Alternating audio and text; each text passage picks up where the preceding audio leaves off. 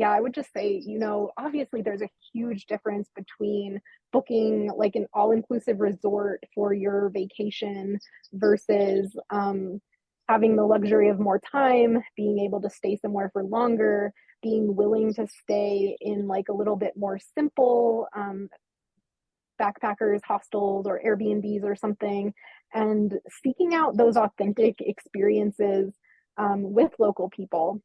And especially if you're traveling to a place where life is just a little bit more simple, as far as consumption of goods goes, I think that can have a huge impact as well on just, teaching us that we can live with less. This episode of Grounded in Maine is sponsored by ESG Review. ESG Review magazine is published quarterly in February, May, August, and November, and is available for free in print and digital formats. ESG Review is devoted to environmental, social, and governance strategies, technologies, and investments. ESGreview.net is updated every Wednesday with 8 new stories and is home to feature articles, news items, and more. Visit esgreview.net to stay informed and help us spark the collaboration and awareness needed to develop sustainable economies and communities around the world.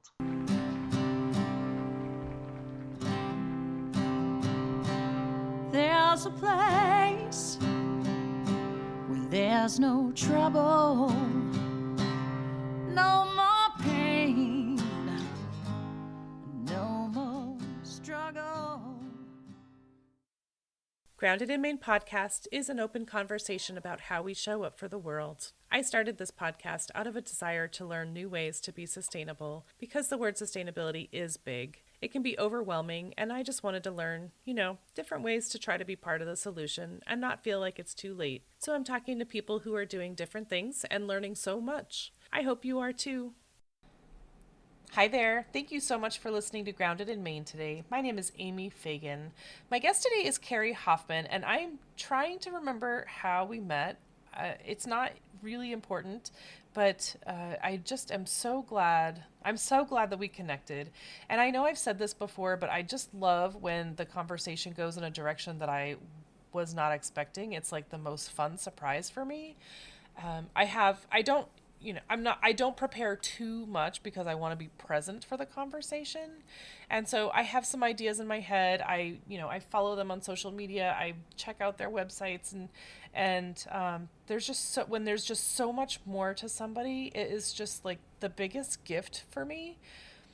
And Carrie was no exception to that. So I just loved this conversation. Carrie is my understanding, like how I took her message was that she wanted to talk about sustainable travel. That's awesome. I'm all for it. Travel is so important to a lot of us, and to be able to do it in a more sustainable way so that we're not leaving this huge footprint everywhere we go. But she is just so much more. So she does these yoga retreats, and in like these beautiful places, and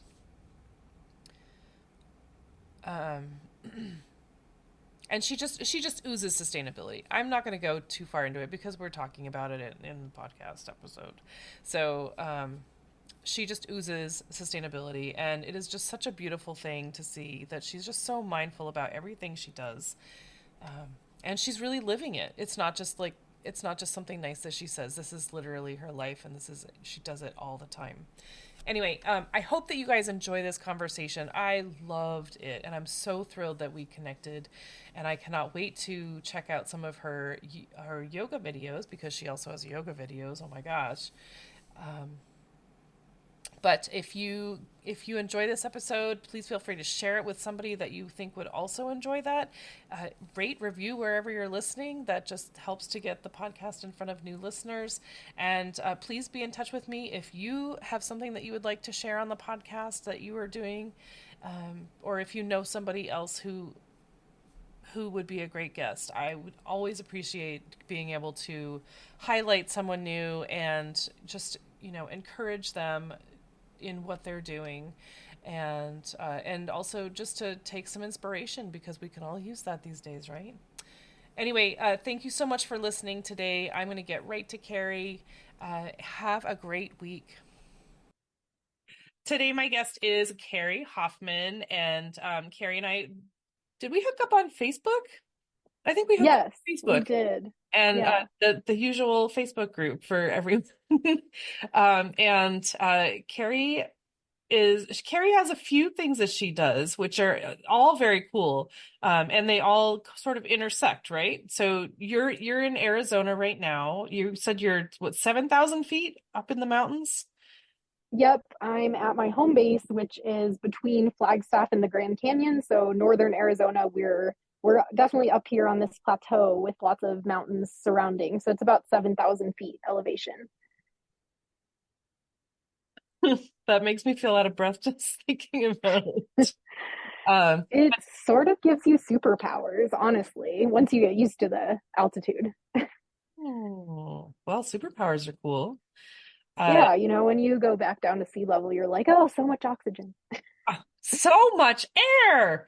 Oh my, why is there so much air down here? That's well, true. I mean, that's everyone can't just go up 7,000 feet and be totally cool. So I guess you're right.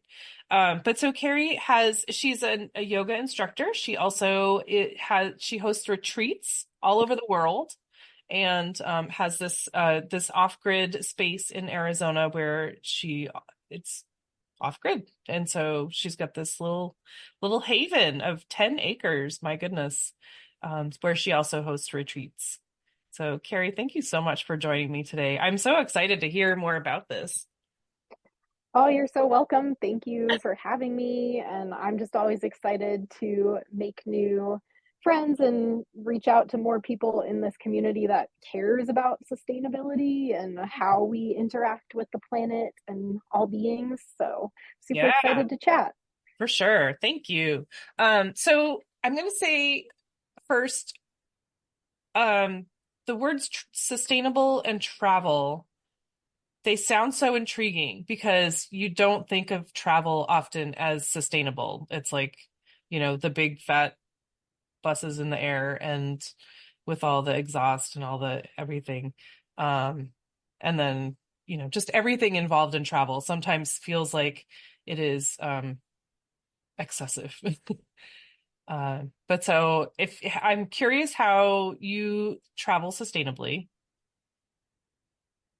Yeah, I totally understand what you're saying. And it's almost like an oxymoron in some ways, this idea of sustainable travel when you do think about like the carbon footprint that especially flying has, or just any form of transportation.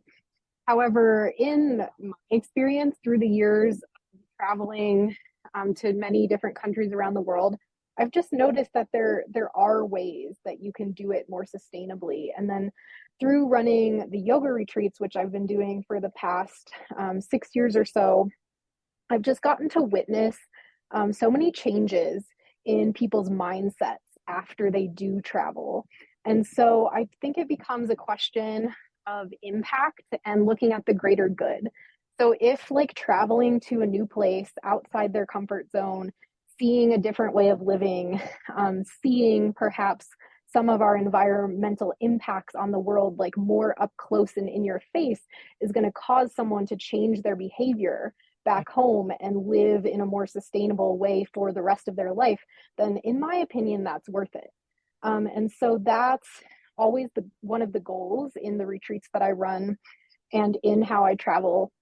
And another concept is just encouraging people to travel more slowly, encouraging people to be aware of their impact when they're exploring the world, encouraging people to just not just like, book the first thing that's advertised in front of their face, but to actually like find ways to support local economies when they're traveling, actually find ways to eat local and support local farmers, just like slow down and stay in one place for a longer amount of time.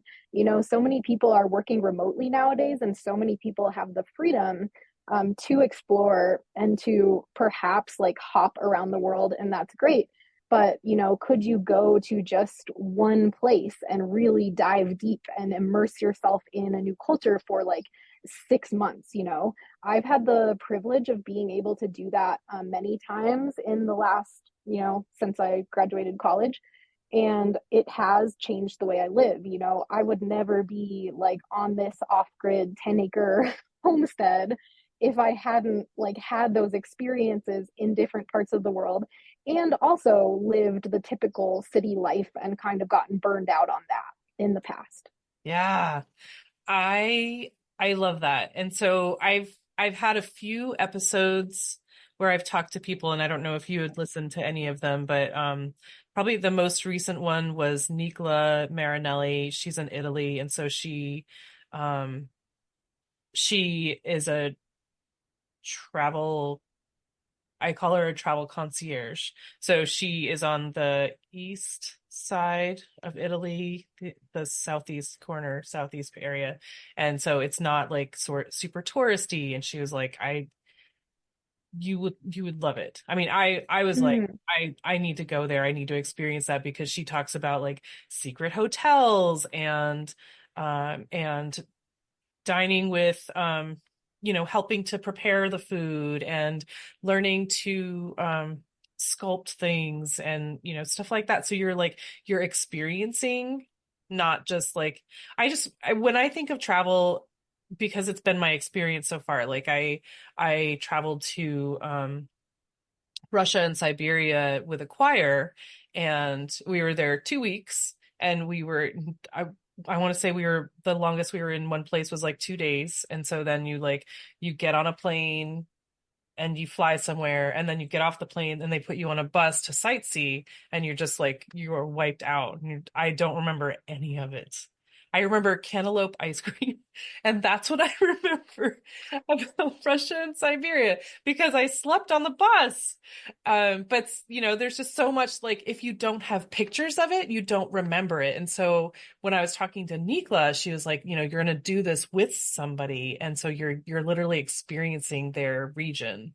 And so that's the smells and the feel, and it seems so much more real, more memorable for me. And then, like you were saying, to experience these different areas, you appreciate what you have, and you appreciate what you're learning from these experiences and bringing that into your life. And part of, like, I had another episode with Noah Kleiner a while back, and what we were talking, he's a climber. Noah Kleiner is a climber. I love to say that. Nice. But so he teaches people climbing, and when they get to the top, it's not like, woohoo, look at you. He's like, now turn around and look at this that you would never have seen if you had not done this. So like helping people to find awe. And I was like, dude, that's intense. Like that's the real deal. Like, you appreciate the earth, and then you want to be better, right? Oh, 100%. When we are choosing retreat venues, we're always looking for, first of all, like sustainable venues that are locally owned and that are doing things right.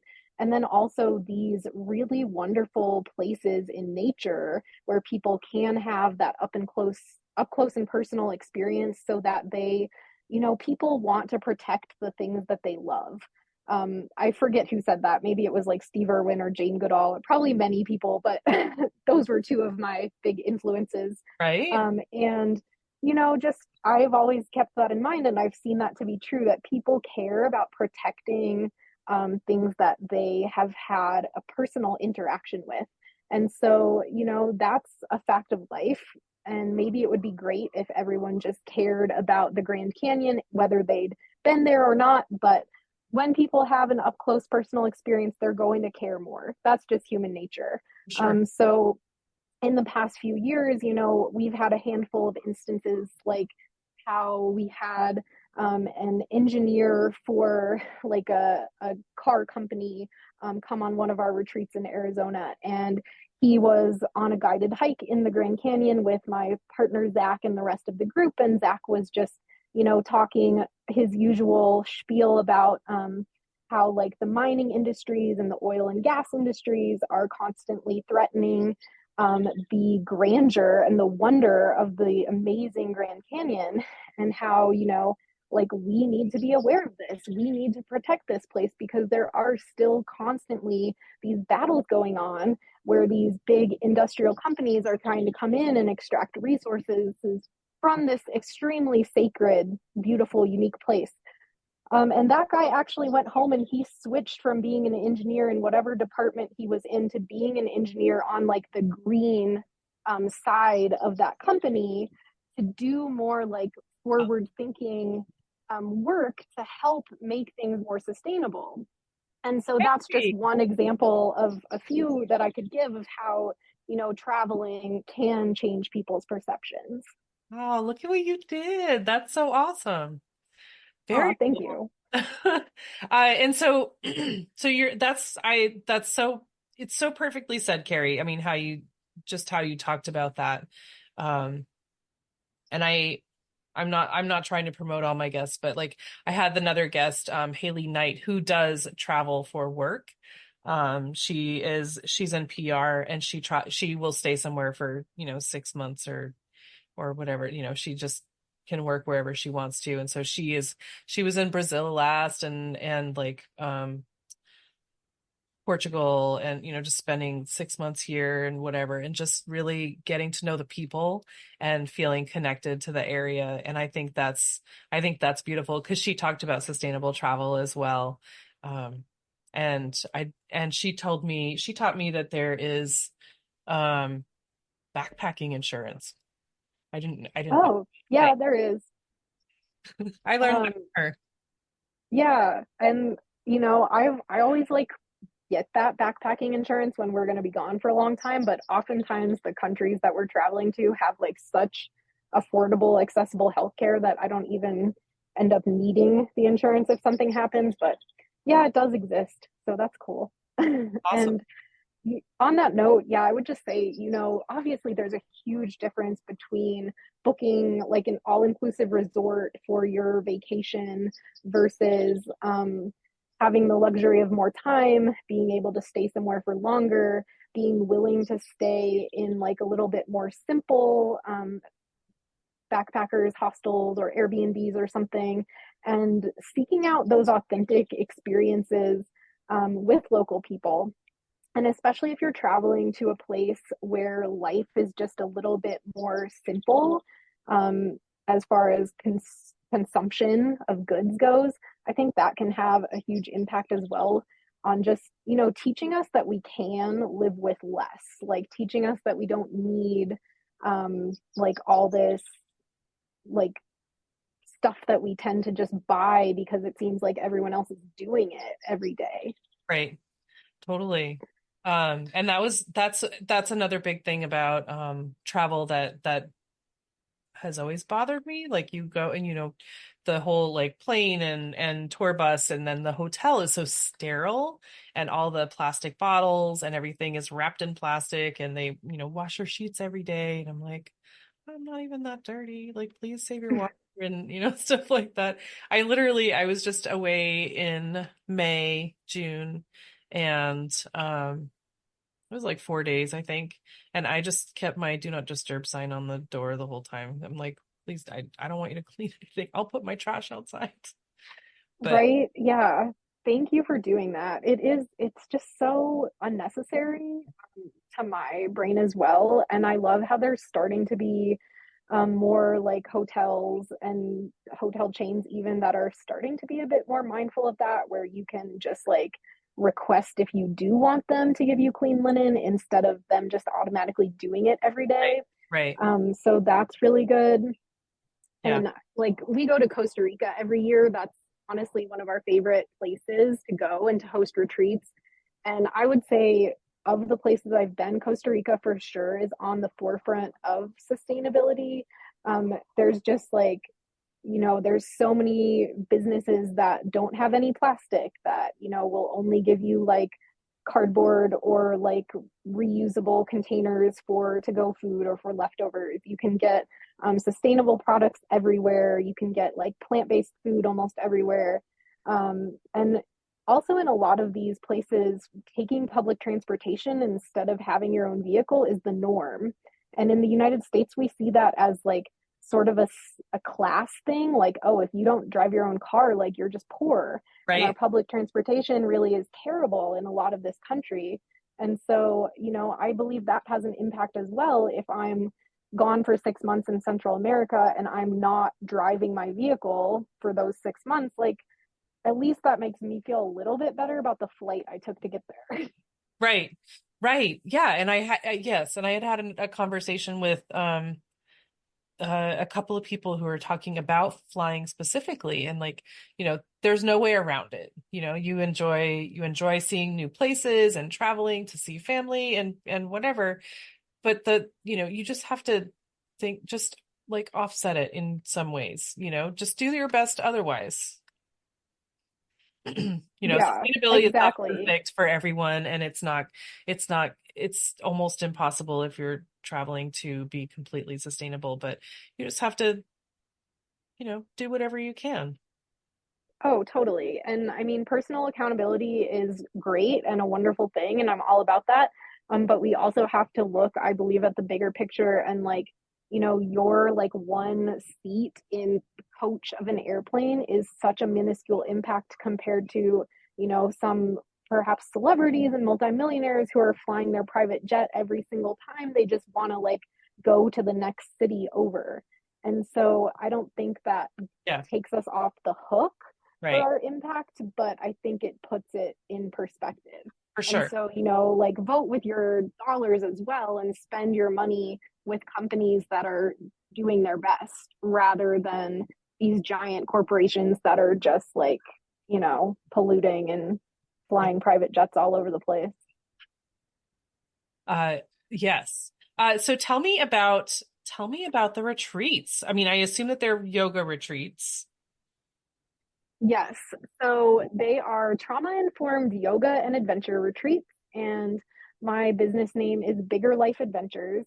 And so part of my story is actually coming from addiction into sobriety. So I am about 8 years sober from alcohol now. And Right. the name of the company, Bigger Life Adventures, came from something one of my first mentors in recovery said to me. And she said, your life can be bigger than your biggest dreams for it. And at the time, I was like, whatever, I'm not sure. I'm just like sad and depressed. I feel like I've messed We'll my life see. up so much. um, Right. but surprise, surprise, luckily she was right. And for me, quitting drinking was really like the key to unlock all this potential that I had for, living like this amazing, exciting, sustainable life that I had always wanted to live. So, Bigger Life Adventures, we offer retreats in the United States. We offer retreats around the world.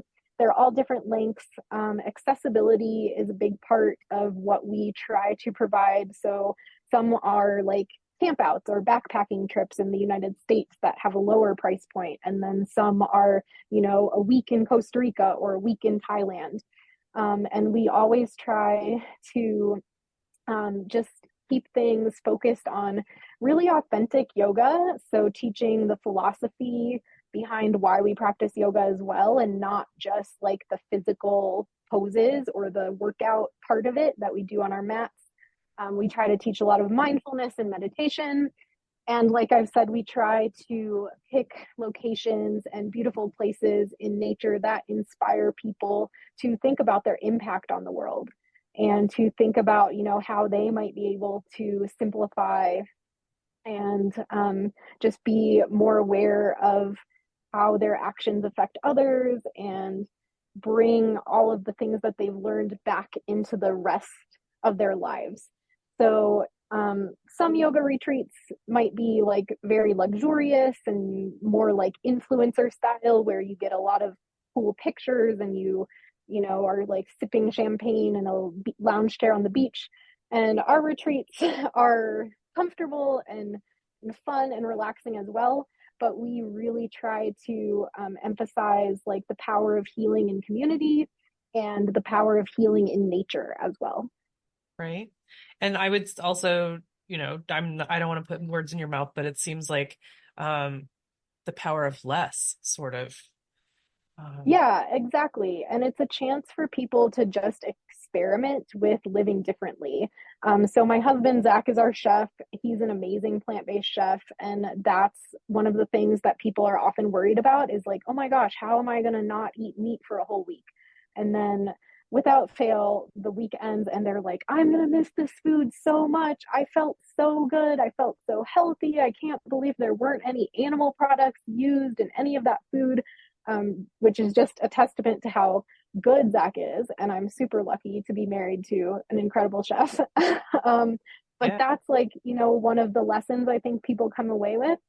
And then, for example, we're always looking for sustainable, fun adventure activities. So in Costa Rica, we are connected to this amazing community of climbers who live in the cloud forest in Monteverde, which is one of the most diverse ecosystems on the planet. And so these climbers grew up there and they actually started climbing the giant strangler fig trees with ropes and rock climbing gear, even though they're climbing these giant trees in the cloud forest instead of rocks. And so that's an activity on that retreat.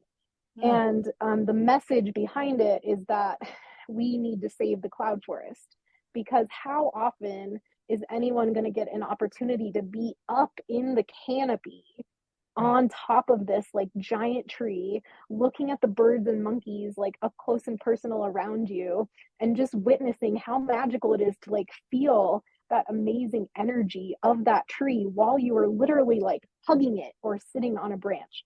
Right. And the climbing doesn't hurt the trees in any way either. And then us working with them supports them teaching tree climbing to school kids in that area so that those kids can learn it from a super young age how important it is to protect these trees in this ecosystem.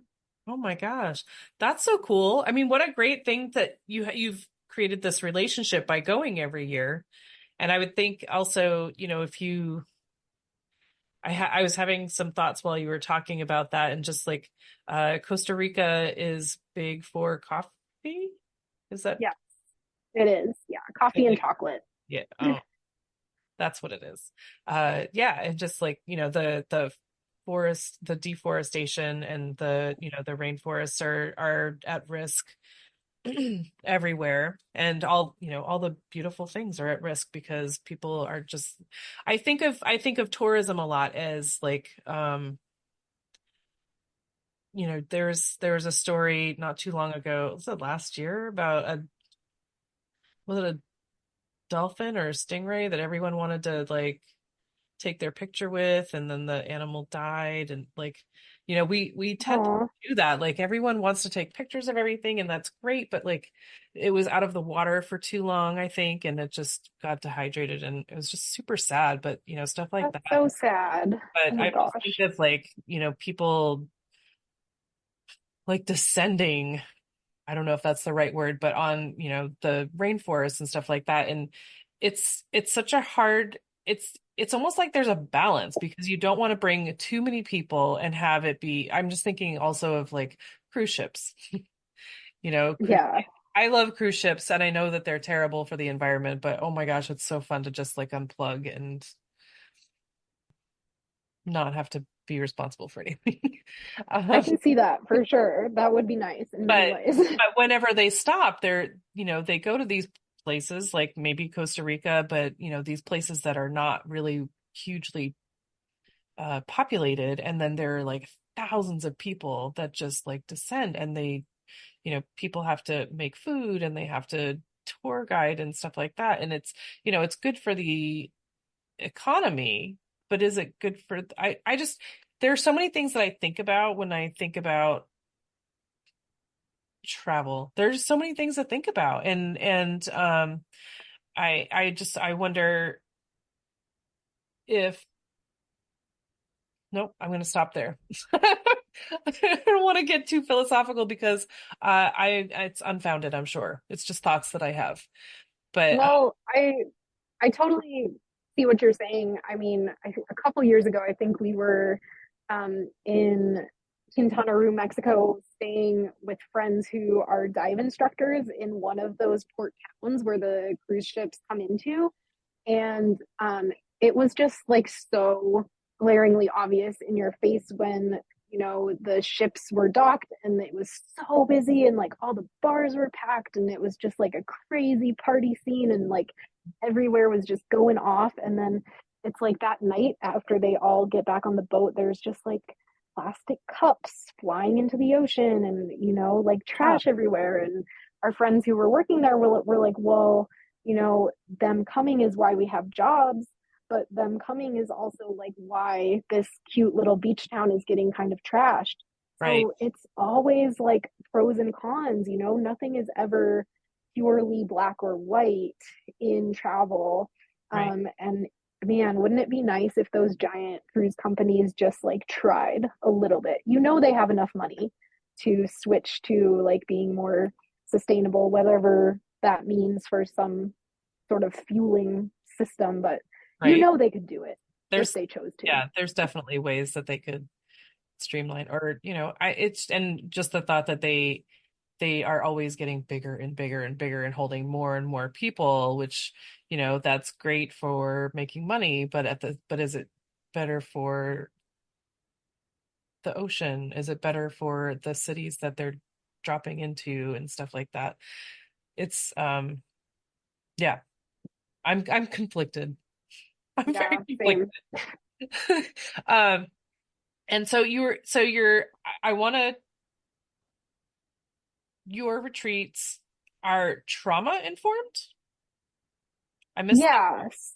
Yes. So, trauma informed yoga instruction is just a style of guiding a yoga class that makes it more open to all body types, all histories. And so, because we focus a lot on recovery, whether that's recovery from addiction or an eating disorder or just past trauma, PTSD, anything like that, our retreats are meant to be friendly for people who are recovering from anything.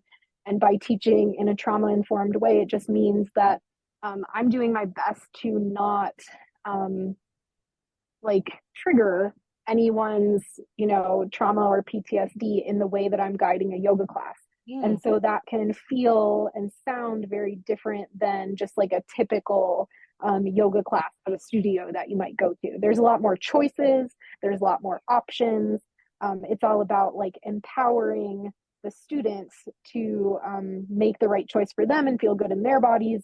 And there's not any judgment around like, well, this is more advanced than this. It's like, we're all unique. Do what works for you.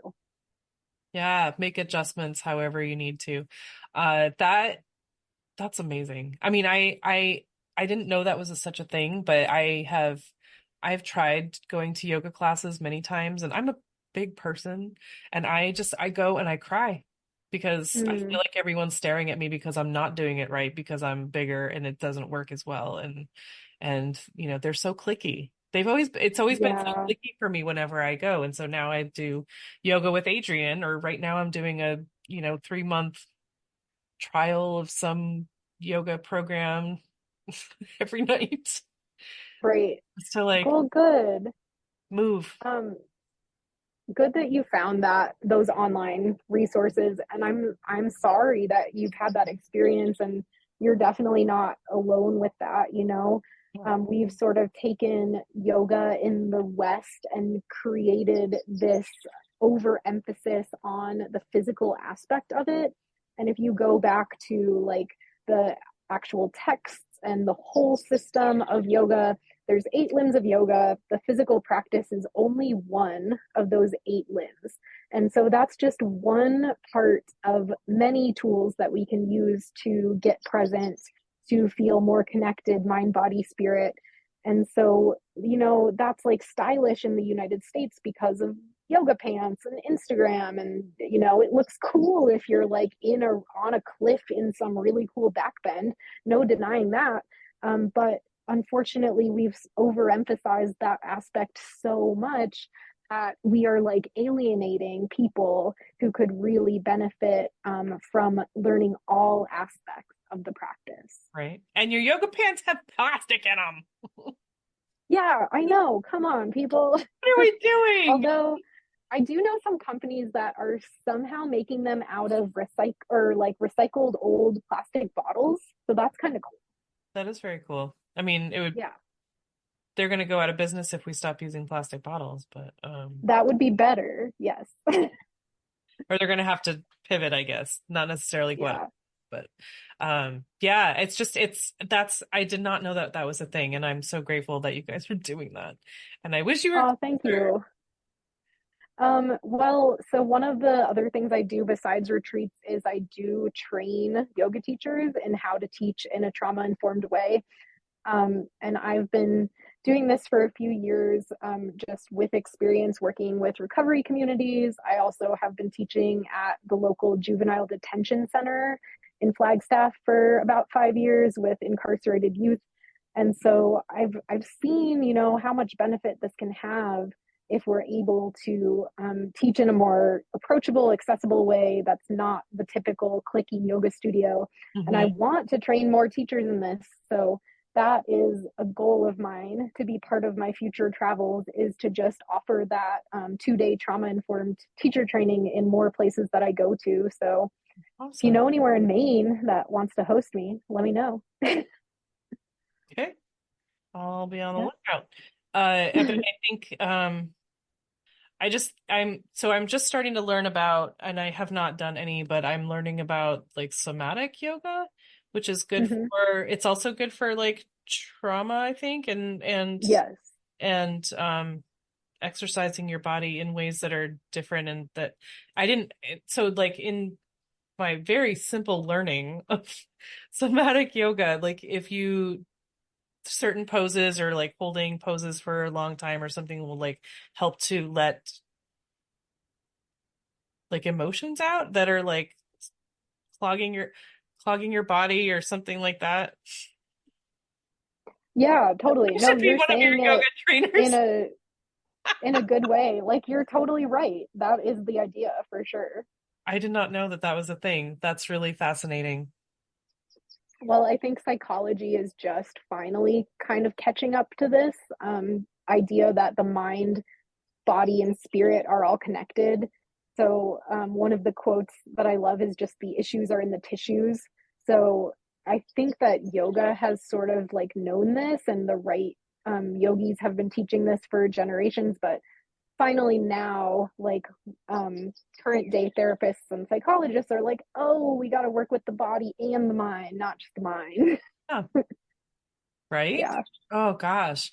It's just so interesting to me that all these things are and probably have been out and available and we just don't really know about it. I think there's just I'm like obsessed with this the subject of like taboo topics and like not saying that yoga is taboo or anything, but just that there are treatments that have not been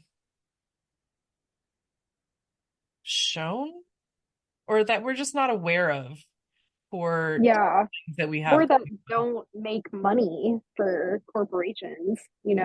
or that. I'm kind of into going there also. I'm very into like talking about the things that we're told we're not supposed to talk about. And so I was actually raised very like fundamentalist Christian, and so most of my family thinks that I'm like this crazy Woo-woo. like hellbound rebel for even practicing yoga. So yeah, that's that's part of my story. And I feel you. Like, let's ask all the questions. Let's, peel back the layers and not, just continue like accepting the status quo of this society that isn't working out in a lot of Right. ways. Right. Well, I mean, there are just things that we don't. Ooh, oh, words are so hard today. Um, like I just my episode that's coming out tomorrow is about menopause, and we're doing a menopause panel because that is another one of those taboo subjects. And Right. but so stuff like that, and like and trauma, like stuff like that, and the fact that we're bottling our emotions up, and then it's just like you get like stiff neck, and I have stiff neck stiff neck right now. But like all these things that we just figure that we're supposed to just suffer with. Like, I'm stressed. That's just how I am. And not like seek help because we didn't know that that was something that we could fix or something, or, instead of taking Advil, right? Yeah, exactly. One of the other things that I've studied that yoga led me to is the science of Ayurveda, which goes along with yoga. And this is like the natural health and wellness system that was developed in ancient India that looks at, food, lifestyle, herbs, your schedule, what type of work you're doing, when you're exercising, where you live, the climate. It looks at everything, like your entire person and your entire surroundings, and then uses that context to try to figure out how to help each individual figure out their optimal health and wellness. And the idea in Ayurveda is that different people need different things. What's medicine for one person might be poison to someone else because we are all unique. And so when I first started learning about that, that was like mind blowing to me because I also grew up with my dad being a Western physician. And, my household was always like, you don't feel good, here, take a pill, here, take this, here, just like slap a band-aid on it, literally and Right. figuratively. And Ayurveda is all about getting to the root cause of what's causing you to not feel well. Ooh, I don't know why I thought Ayurveda was like an essential oil thing. Like, Well, you can use essential oils in Ayurveda. So I wouldn't be surprised if you've seen essential oils labeled as Ayurvedic, or if you've seen right. like the two words put together, Yeah. because some essential oils are uplifting, some are relaxing. Right. Ayurveda is a lot about energy, so we could definitely use essential oils with that. I just didn't know that there was more to it. I just assumed that it was and Ayurveda and yoga, in my understanding, would go together because you'd have like some like diffuser oil or whatever while you're practicing yoga, and you can do yoga for uplifting and energy or to calm down and stuff like that. But it's Yep, like my exactly. simple understanding that I was like, oh, Ayurveda is just like sense. Right. No, way, way more than that. Oh, But okay. you've got the idea totally. It's like, what style of yoga you practice has an impact, what time of day, what essential oil, what you eat, what you drink, like all of these things have an impact. So it's just natural healing, basically, similar to Chinese medicine. I need to learn more about that. Very cool. So do you practice that a lot, or is that just something that you've trained in and or learned about while you were learning yoga? So I did my first yoga teacher training in Sri Lanka in 2018, and Ayurveda is still the dominant medical system there because it's so close to India. So that was where I first learned about it, and it was a very brief kind of introduction, and it just hooked me. I was fascinated, Right. probably because of that like rebellious streak I mentioned, and having my dad be a Western doctor. So I was fascinated by Ayurveda, and I decided to learn more. So I did an online program to become an Ayurvedic health counselor, which was about 800 hours of training. So I do incorporate that into my retreats, and I also see one-on-one clients to help them with what they're uniquely experiencing. And I really just love merging um, everything that I feel does relate well together. I can incorporate little tidbits of Ayurvedic wellness into a yoga class, even if we're primarily doing like warrior two, warrior three, stuff like that on a mat. I can still find ways to insert that in there. And then, if we're in a beautiful place in nature where we get to practice with the sunrise, that in itself is like an Ayurvedic routine that's good for us. And then, like you said, doing more grounding, like yin, relaxing style yoga in the evening. Yeah, it all just merges together so beautifully, I think. Hmm. Okay. I need to learn more about that. And I'm not afraid to sound dumb when I say there's more than one warrior pose. Oh, yeah, there are, but no worries if you didn't know that. I wouldn't expect people who don't, I have a wish. regular asana practice to know that, and that's totally fine. Right. So where you said Thailand and um, Costa Rica, of course. Where else are you holding retreats? And in the US? Yes. So the regular ones that we have done for a few years now are um, different places in Mexico, Joshua Tree, California, Arizona, our home base, um, Joshua, Costa Rica. is that like hot yoga?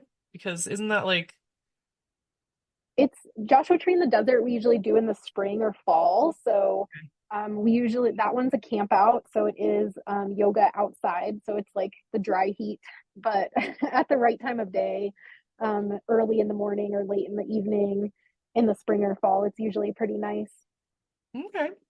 I just think of that as like, isn't that like one of the hottest places in the world? So you might be thinking of, oh, sorry, words are escaping me. What's it called? Um, yeah, I think you're thinking of Death Valley, maybe. Oh, yeah, But probably that. Joshua Tree is a little higher elevation. Okay. So Joshua Tree, you wouldn't want to go there in the dead of summer, but our retreat in Joshua Tree this year is like October 17th to 21st. So it'll maybe be like a high around 80 at that time of year. So perfect for a camp out. All right. Cool. All right. Yeah. So sorry, I interrupted you. So you've done Joshua Tree and yeah, I Arizona, think Arizona, yeah, Mexico. Costa Rica, Mexico, Thailand.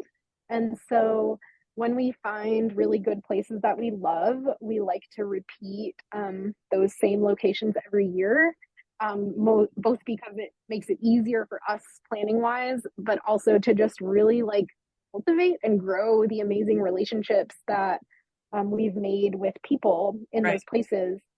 And then, as like the business has grown and more people have started to know about us, we've gotten to add different ones. So we definitely started super small. We started with like just Joshua Tree in Arizona, and the idea of doing anything in a different country was like seemed so far away and like such a dream. And eventually we got there. So that was super exciting.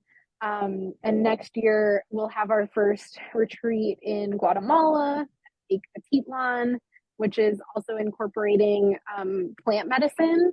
So that's going to be like very interesting and special. And luckily, we found really skilled, really experienced facilitators there in Guatemala for that. And it's not even on my website yet, but why not tell you? We'll also be adding Portugal next year for Oh, our first time. Yeah. So we found a really cool like sustainable off-grid glamping style retreat in Portugal that we're super excited to go to. oh my gosh. That was supposed to be my birthday present this past year. Oh, what happened? You didn't go? I'm getting divorced instead. Um, Oh, I'm sorry. Maybe you should go by yourself. I, if I can afford it, I will definitely. I mean, I have a very short list, like bucket list of places I want to go, and that's on it. Uh, Awesome. Well, I so can send you info as soon as I figure it all out. okay, cool. Yeah. That's cool because I mean, you're Mhm. going and you get to be around the beautiful area and you're learning stuff that is going to help you to be healthy. And how can that be bad? Yeah, I mean, that's the idea. Plus, connecting with other like-minded people.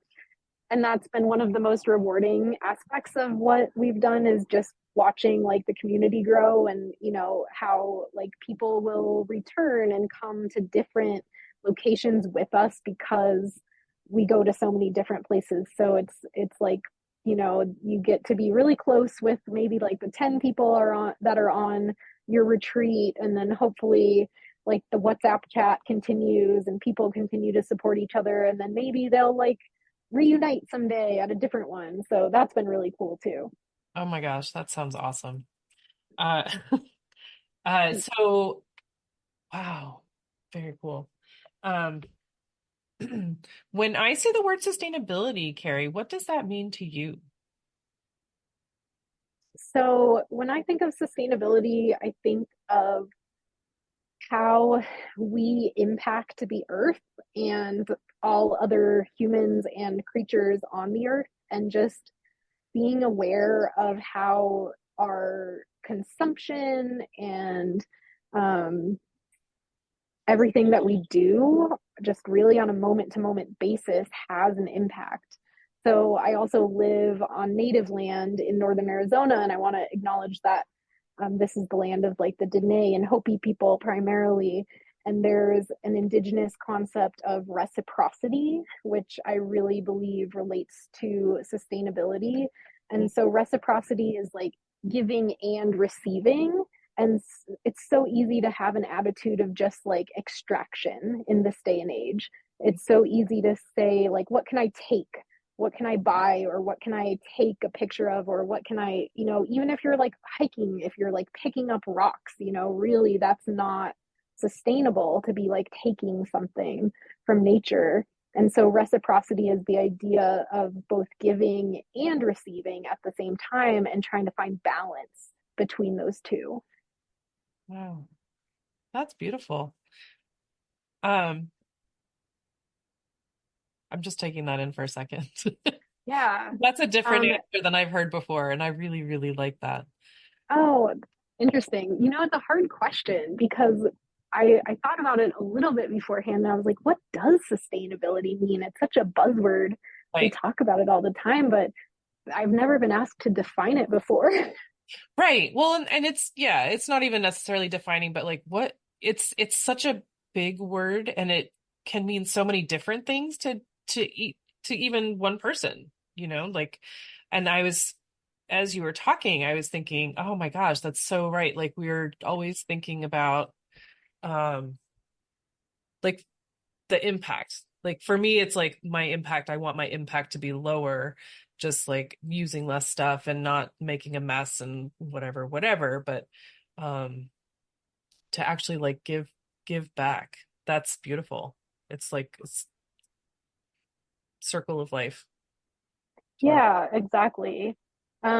What's the book? I'm trying to remember. Braiding Sweetgrass. I'm not sure if you're familiar with that book. I think it's by Robin Wall Kimmerer, Braiding Sweetgrass. So she is indigenous.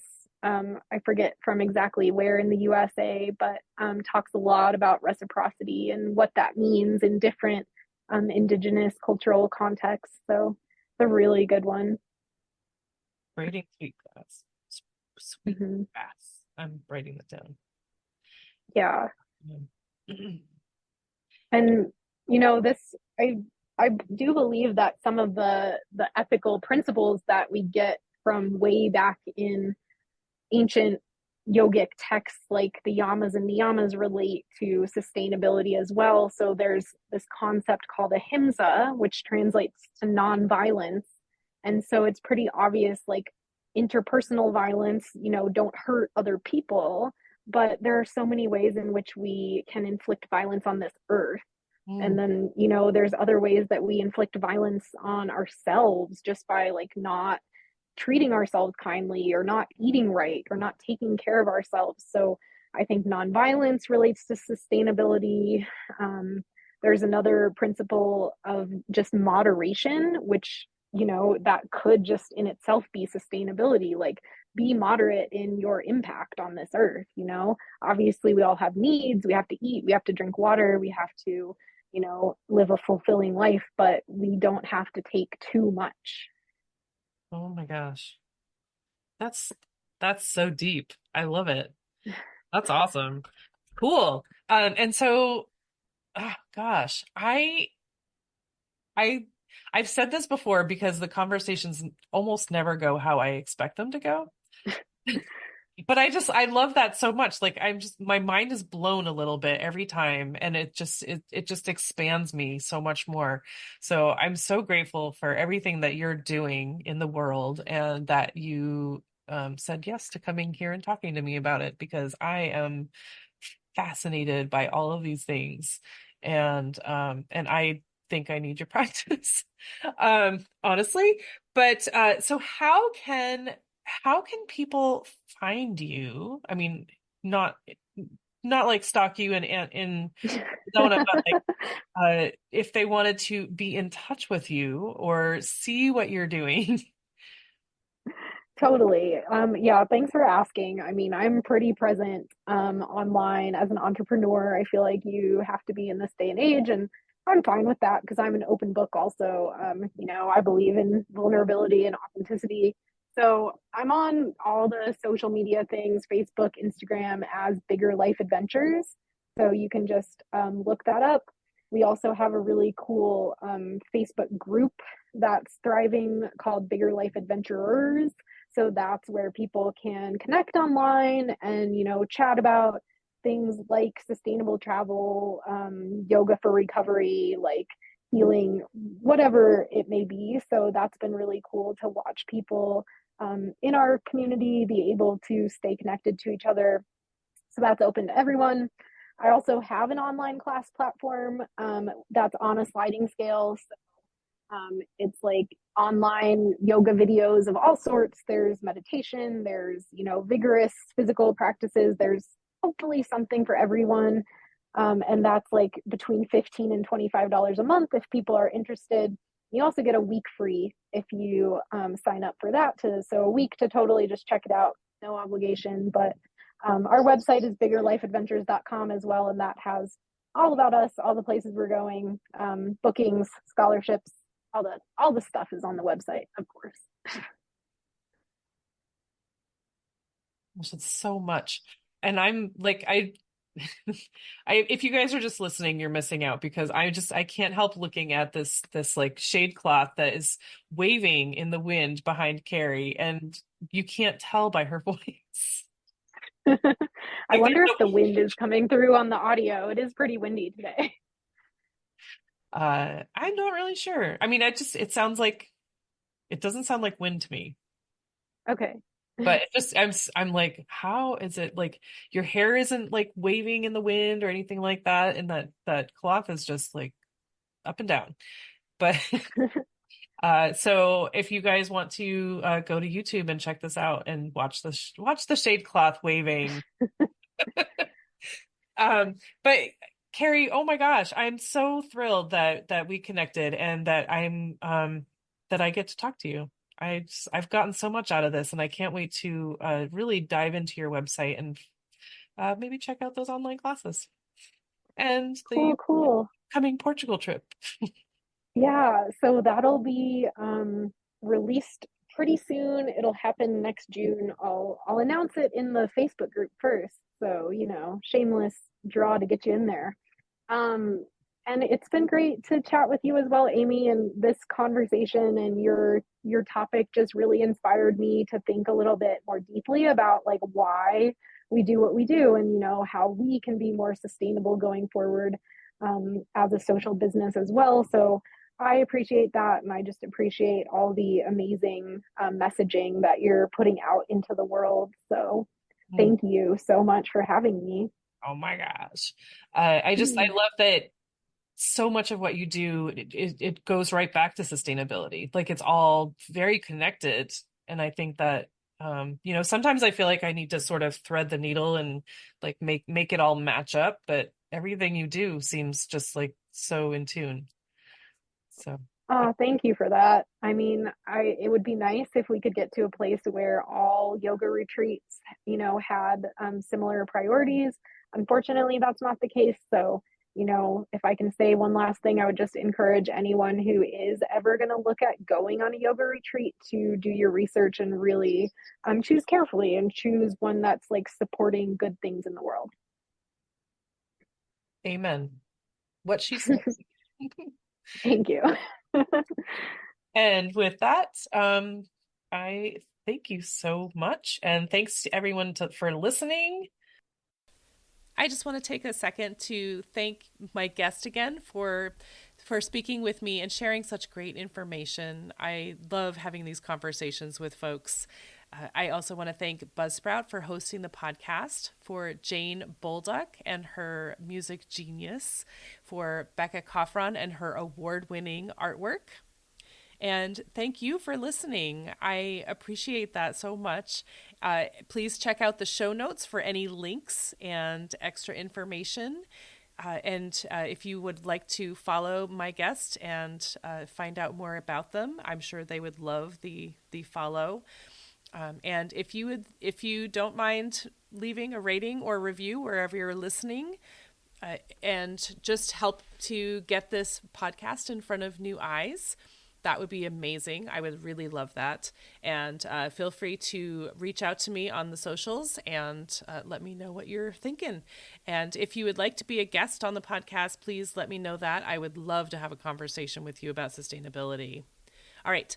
Thank you again. I hope you have a great rest of the week.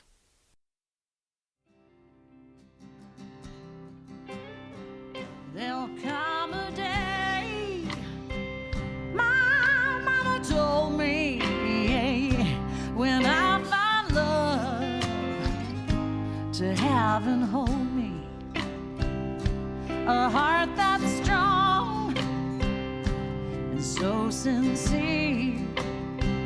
Just tell me, how do I get there from here? Oh, tell me, how do I get there from here? 'Cause here and now I'm so far down that mercy's bound to find me.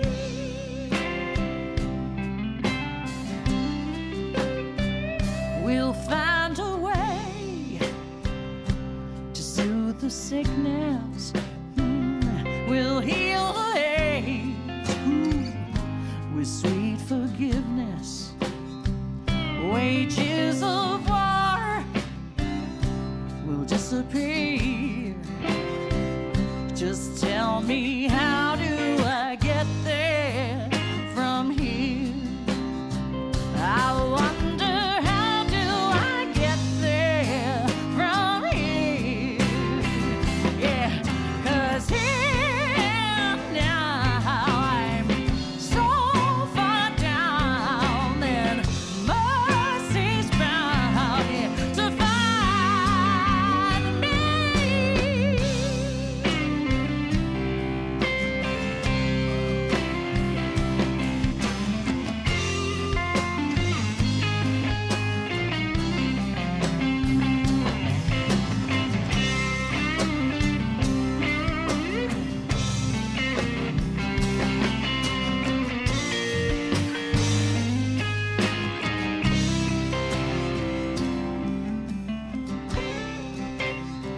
When that state of grace has finally found me, well, there'll be music, ooh, and good friends around me, yeah. And I'll just smile through happy tears and wonder